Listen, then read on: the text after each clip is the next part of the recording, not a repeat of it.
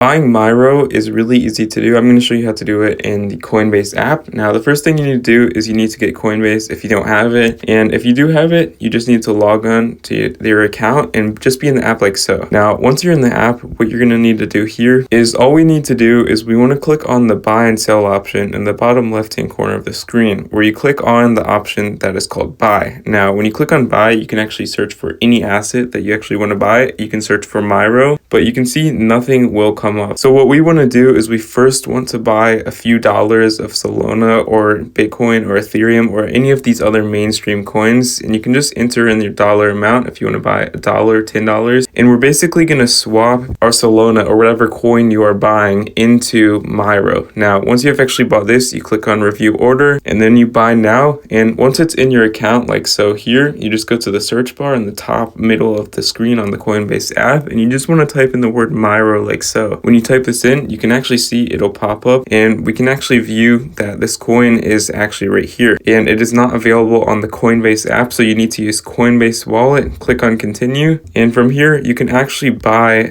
however much MYRO you want to on the Coinbase app. And yeah, that's how you get MYRO on Coinbase.